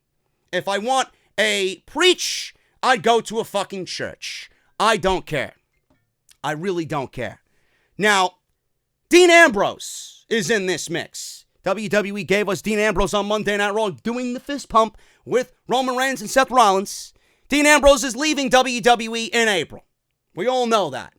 There's been no sign of him signing a new contract. There's no plans for him at all at WrestleMania. We don't know of anything concerning Dean Ambrose. Now, the more I see Dean Ambrose in this situation, the more I want to say it's all a fucking work and that he's staying with the company. But rumors have been circulating that he isn't going anywhere, and while it could mean that he is re-signing with the company seems hopeful, but it hasn't happened yet. In fact, Roman Reigns might be the only man who can convince Dean Ambrose to stay. It's been reported that Dean Ambrose's current WWE contract is set to run up after WrestleMania. This is true to a certain extent, but Mania isn't Ambrose's last date with the WWE. After all, the company is still promoting Ambrose at house shows until the end of April. Now, sources have told Ringside News that Dean Ambrose's current contract is up at the end of April. It is interesting how WWE isn't extending his contract by 10 months due to the time he missed last year due to injury. WWE still has some time to convince him to stay, but they were told at Ringside News that they've done everything in their power to convince him to stay. And as previously mentioned, it might be up to Roman Reigns to have talks with Ambrose about his future in the business. His contract details were actually brought up by Roman Reigns on Monday Night Raw. He's making news waves and headlines everywhere about him leaving, right? They tweeted it out. Michael Cole mentioned something about his contract not being extended on commentary during his match with Elias. Renee Young says he's leaving WWE to find greener pastures, whatever the fuck that means. So the more that they talk about it in that context, we are only conditioned enough to think that the more they mention it and the more it's being integrated into storylines, the more it could end up being a work. So we really don't know. We really don't know what's going on here. In fact, I mentioned on Monday Night Raw Review that I hope Dean Ambrose leaves. For the sake of Dean Ambrose, for the sake of Jon Moxley, Jonathan Good, I hope he leaves.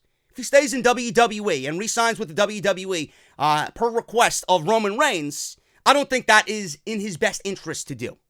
Because, yeah, he may be getting the money and the merchandise and the nice contract and the safety of a job, but what does this mean for Dean Ambrose moving forward as a character?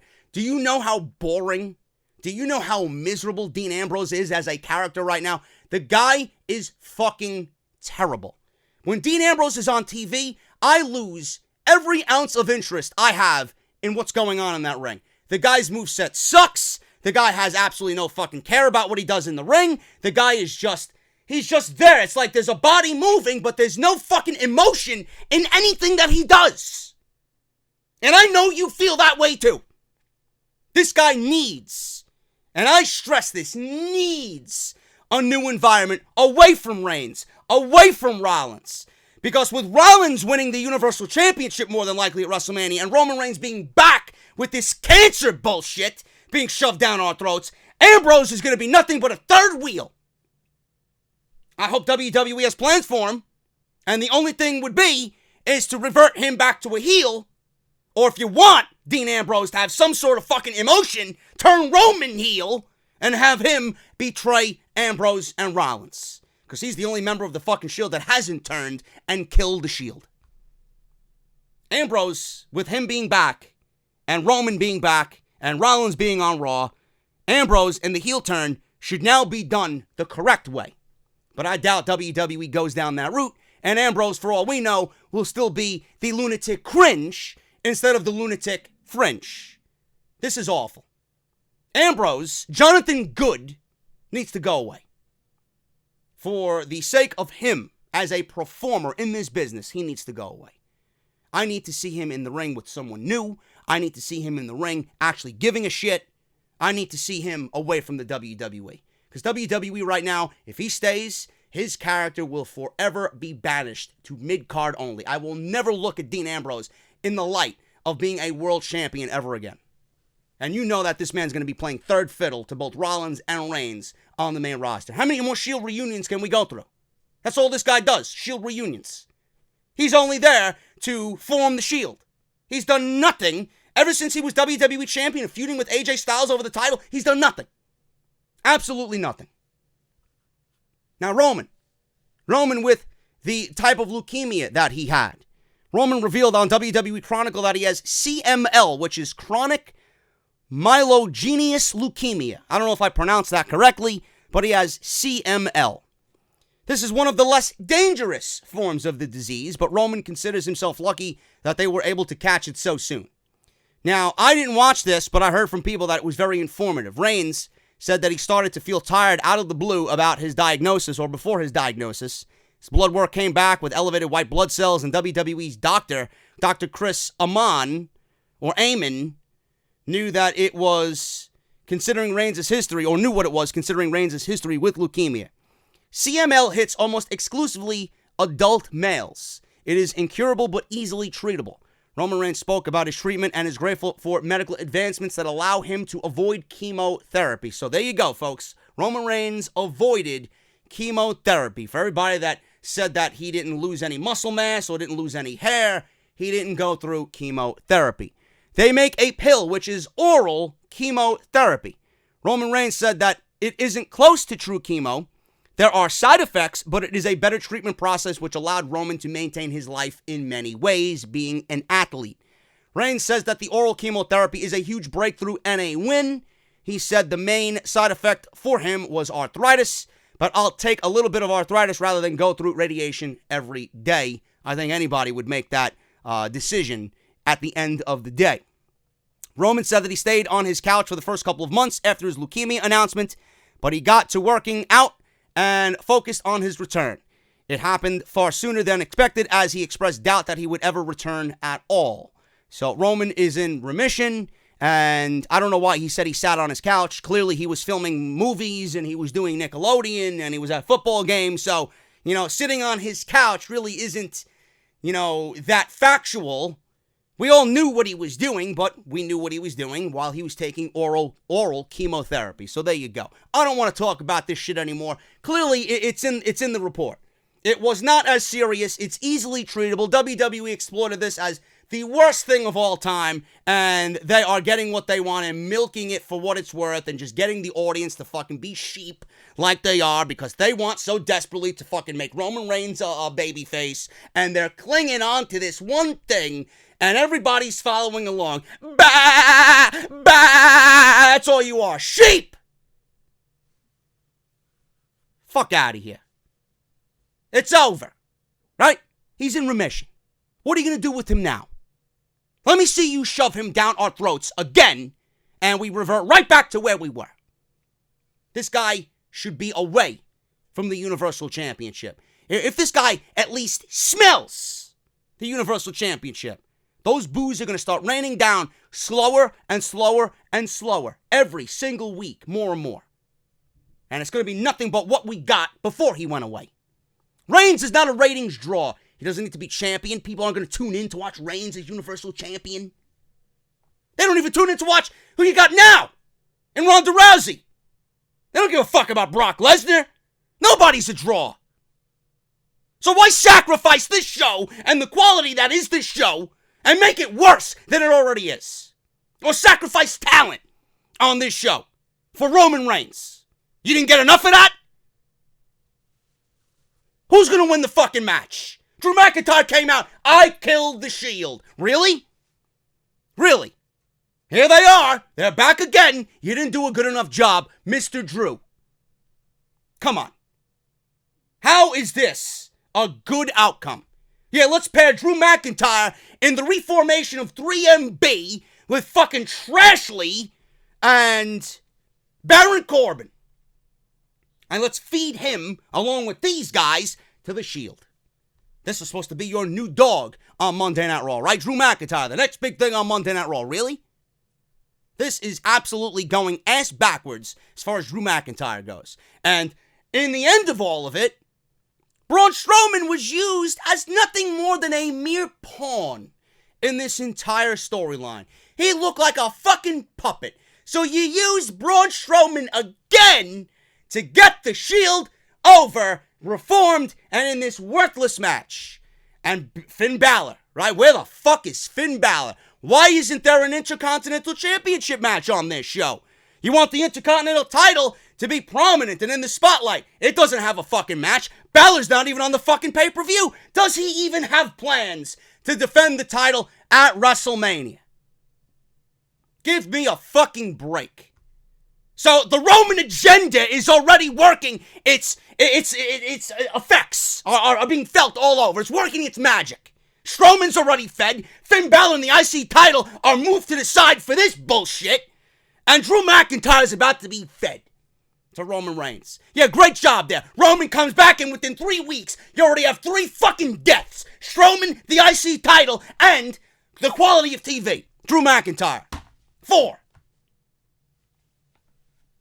Everybody thinks this is a good thing, though. Be excited about the Shield. Go ahead. Who's gonna win? I'll bet my fucking soul that the Shield wins this match. SmackDown Live tag team titles, Usos versus Shane McMahon and The Miz. Self-explanatory, there's nothing going on here. Usos are going to retain. I don't know who the Usos battle at WrestleMania. I'm hearing rumors of the Usos versus the Hardy Boys at WrestleMania, which I would not mind at all. Shane and The Miz are probably headed for a breakup of some sorts. All I know is that Daddy Miz, his father's going to be at ringside. I'm sure he's going to play into the ending somehow. And that's going to lead to The Miz and Shane McMahon finally just coming apart and leading to their program at WrestleMania. The Usos are going to win, and they're going to retain the tag team championship. There is no other outcome for this match. WWF, Jesus Christ. Oh my God, man, how I so desperately want it to be WWF again. WWE. All I associate WWE with is failure. Quality of TV is god-awful. The WWE Championship match. Daniel Bryan versus Kevin Owens. Now, this came about because you know why. I'm not going to go into the whole Kofi situation again. This is great for Kofi. This was great for Kofi Mania. His probability of winning the WWE title at WrestleMania went through the roof with him being removed. Why would you want him in this match, which would have ultimately led him to a loss? You guys should be thanking Kevin Owens and Vince McMahon for this opportunity. And this opportunity not going to Kofi Kingston. But Daniel Bryan is the WWE Champion. This should be a very good match, I hope. But the storyline is really all about Kofi.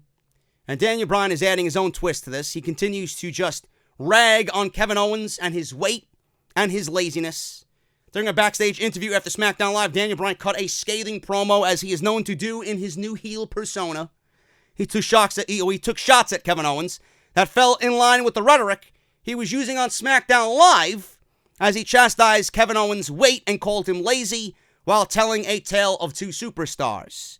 Bryan told a story about a man who was lazy and people said he would never make it. Then this superstar eventually became the WWE Universal Champion, but he never changed his work ethic. Then Bryan talked about himself, which also faced plenty of doubters. Daniel Bryan talked about himself, who also himself played a role of just standing in front of many doubters. He made it to WrestleMania. He headlined WrestleMania because he had the intellect and he had the work ethic. He said that Kevin Owens, Superstar A, was injured due to neglect and overconsumption out of eating whatever he wants because he was overweight, and that was the damage that made him have to get double knee surgery. This looks like a very interesting rivalry building between the two, and it seems okay for the 2 weeks that we've been getting it, but it's all about Kofi. It is all about Kofi. You know, this may be great, but underneath all this, everybody's wondering, where is Kofi Kingston? Now, I don't like the fact that they're using Kevin Owens' weight and his laziness to tell this story. That is an easy go-to, which is very fucking lame and shameful on WWE's behalf.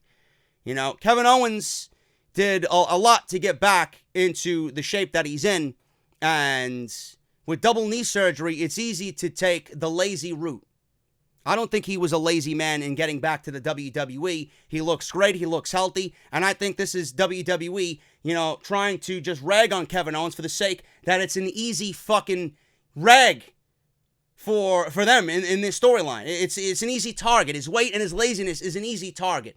Oh, he's overweight. He's not a prototypical WWE superstar. Let's attack his gut. Give me a fucking break. No matter if it's coming from Daniel Bryan. When it comes from Daniel Bryan, it makes a little bit more sense in the way that he told it. And the way that he sold this story. But this is WWE 101. Yeah, Owens is overweight, and let's make fun of his weight. He's got a beer gut, let's make fun of him. I don't like it. It's got to be an easy way, another way to tell this story, instead of taking the easy way here by WWE and having Daniel Bryan just go over the obvious. I don't like that. I don't really like that. I'm going with Daniel Bryan to win here. There's no way Kevin Owens wins this match. We may see Kevin Owens and Kofi Kingston get involved here because Kofi Kingston has some gripe with this decision. He may interject himself into this match, causing a title retention here by Daniel Bryan, and we may get a triple threat match at WrestleMania. Daniel Bryan could beat Kevin Owens, and then Kofi Kingston can lobby that this was a mistake by Vince McMahon, and he could be slotted into the WrestleMania main event with Daniel Bryan and win the title there. Mustafa Ali could get involved, for all we know. Mustafa Ali could get involved here and claim that he never was given his opportunity. Now he's back. He had this opportunity taken away from him. We could see a fatal four-way between Bryan, Owens, Kofi, and Mustafa Ali.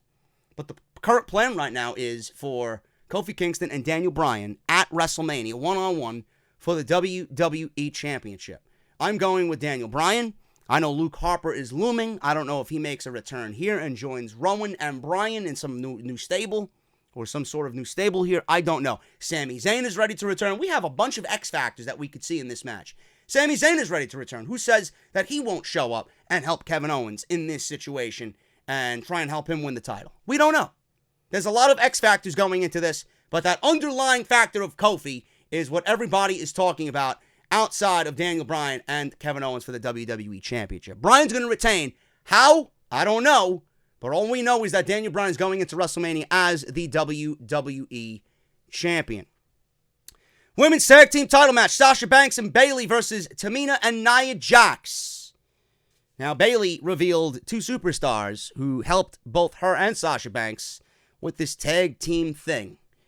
Sasha and I are so lucky, she says, to have the Revival on Raw with us, and we're lucky to be such good friends with them because they help us so much in understanding the why in so many things. They teach us the psychological aspect of wrestling as a tag team. People don't understand that.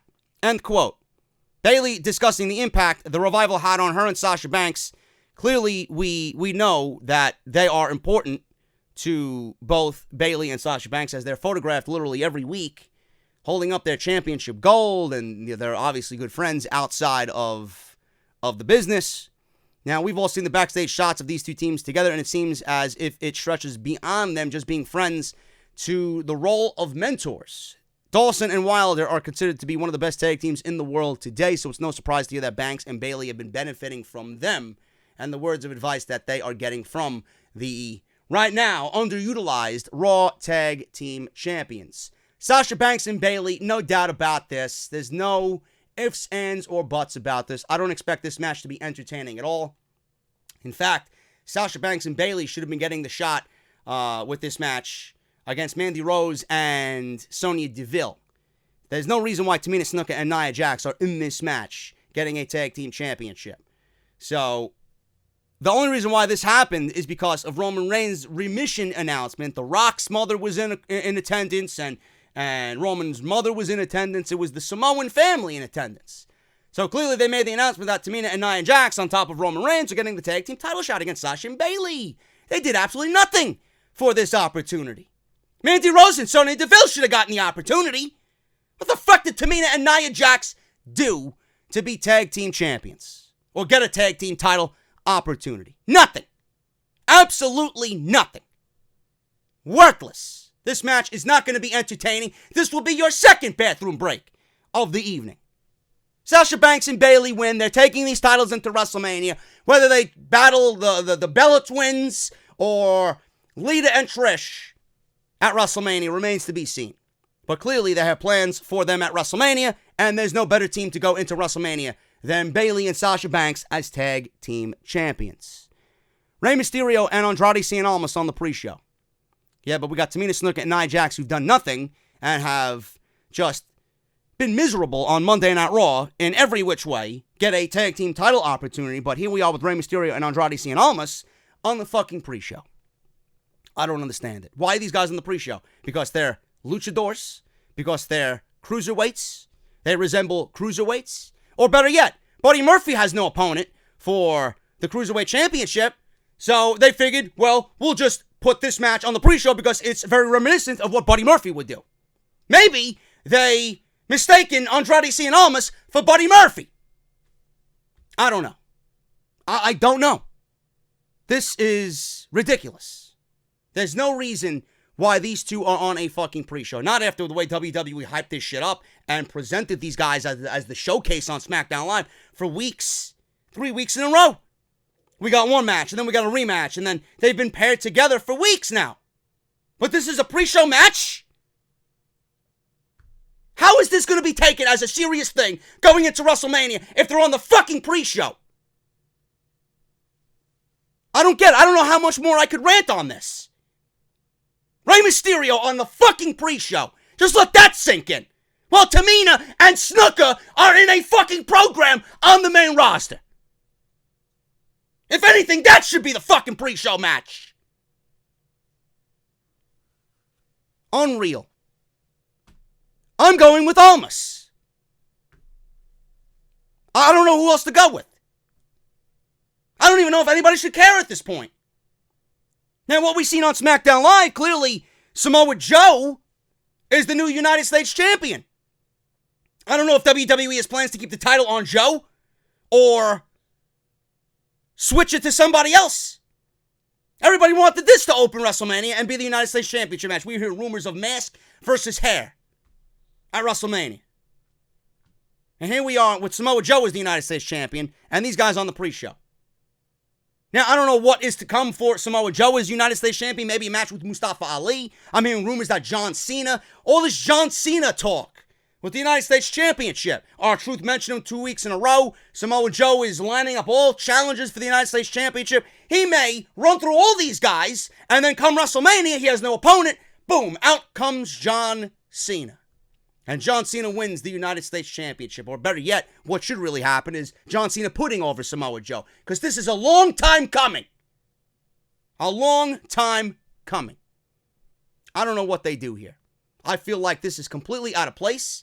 I would rather not even have this match happen on the pre-show. And I would save it for another time when it's a little bit more important to the viewer. I don't know.